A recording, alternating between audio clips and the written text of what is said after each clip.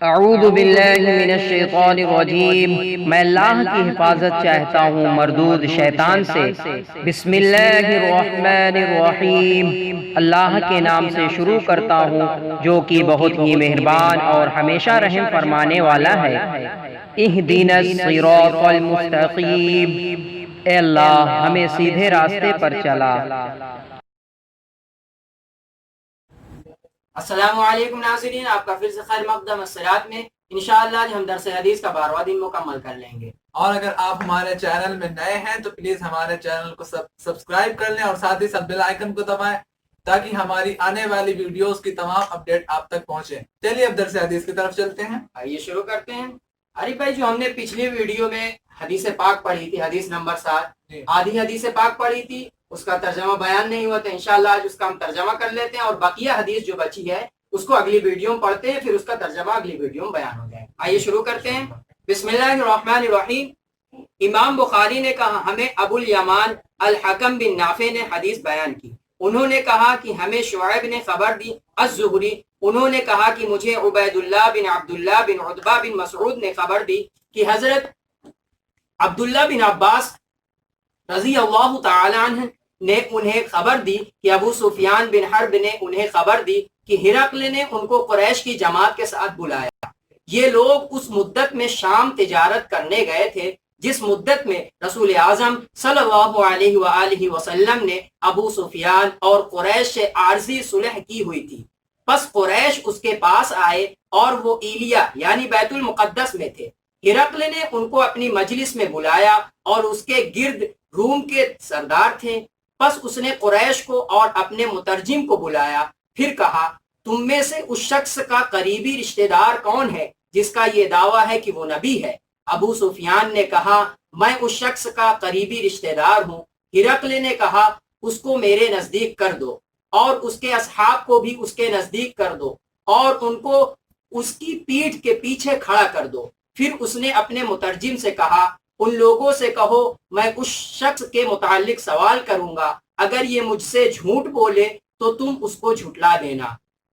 ابو سفیان نے کہا بس اللہ کی قسم اگر مجھے اس بات پر شرم نہ آتی کہ لوگ مجھے جھوٹا کہیں گے تو میں ضرور آپ کے متعلق جھوٹ بولتا۔ پھر ہرقل نے مجھ سے سب سے پہلا سوال جو کیا وہ یہ تھا تم لوگوں میں اس شخص کا نسب کیسا ہے؟ میں نے کہا وہ ہم میں بہت عمدہ نسب والے ہیں۔ اس نے کہا کیا یہ دعویٰ اس سے پہلے تم میں سے کسی اور نے بھی کیا تھا؟ میں نے کہا نہیں۔ اس نے کہا کیا اس کے باپ دادا میں سے کوئی بادشاہ تھا؟ میں نے کہا نہیں۔ اس نے کہا آیا مقتدر لوگ اس کی پیروی کرتے ہیں یا پسماندہ لوگ؟ میں نے کہا بلکہ پسماندہ لوگ۔ اس نے کہا آیا وہ زیادہ ہو رہے ہیں یا کم ہو رہے ہیں؟ میں نے کہا بلکہ زیادہ ہو رہے ہیں۔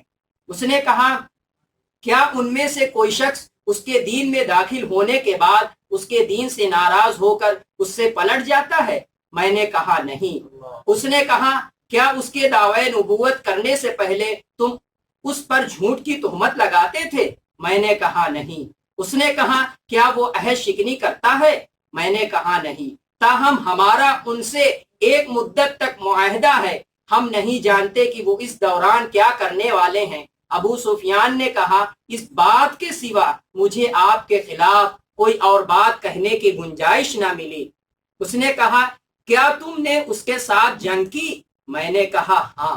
اس نے کہا تمہاری اس کے ساتھ جنگ کیسی رہی؟ میں نے کہا ہمارے اور اس کے درمیان جنگ کنویں کے ڈول کی طرح تھی، کبھی اس ڈول کو وہ حاصل کر لیتا اور کبھی ہم۔ اس نے کہا وہ تمہیں کس چیز کا حکم دیتا ہے؟ میں نے کہا وہ کہتا ہے صرف اللہ وحدہ کی عبادت کرو اور اس کے ساتھ کسی کو شریک نہ کرو، اور تمہارے باپ دادا جو کہتے تھے اس کو چھوڑ دو، اور وہ ہمیں نماز پڑھنے کا، سچ بولنے کا، پاک دامن رہنے کا اور رشتہ داروں سے ملنے جلنے کا حکم دیتا ہے۔ پھر ہرقل نے مترجم سے کہا اس کو بتاؤ کہ میں نے تم سے اس کے نسب کے متعلق سوال کیا تو تم نے بتایا کہ وہ تم میں عمدہ نسب والا ہے، اور اسی طرح رسول اپنی قوم کے عمدہ نسب میں بھیجے جاتے ہیں۔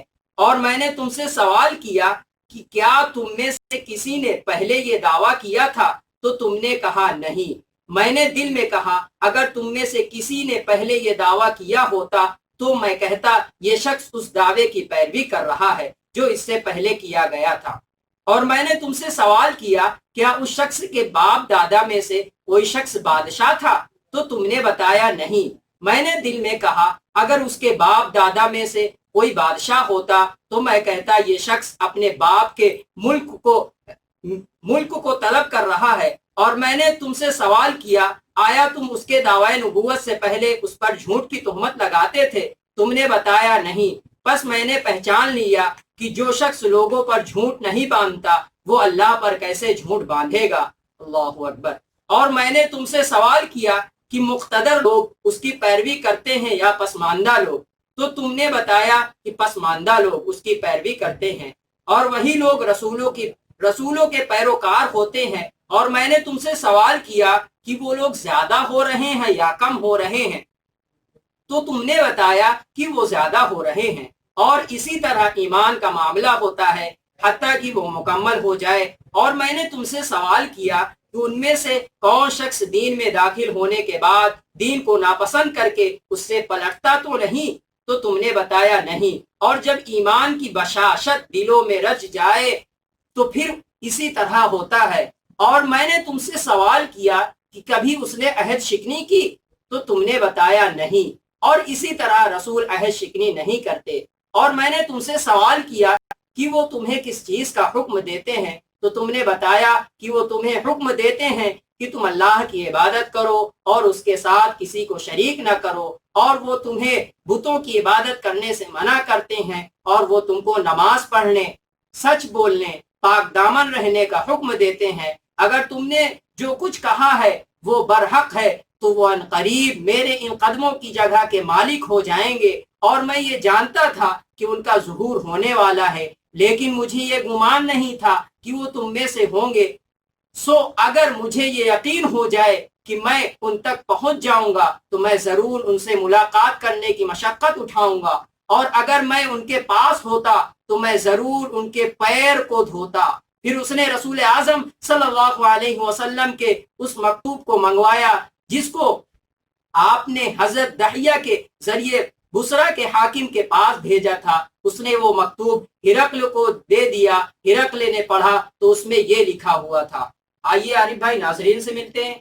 ये जो हमने हदीस पाक का तर्जमा बयान किया, ये जो हमने पिछली वीडियो में मतन पढ़ा था उसका तर्जमा था। इंशाअल्लाह बकिया हदीस जिसमें आप सल्लल्लाहु अलैहि वसल्लम ने खत देकर हिरकल की तरफ भेजा था वो बयान होगा, उसका मतन बयान होगा, उसका तर्जमा इंशाअल्लाह अगली वीडियो में मिलते हैं। अस्सलामु अलैकुम व रहमतुल्लाहि व बरकातहू।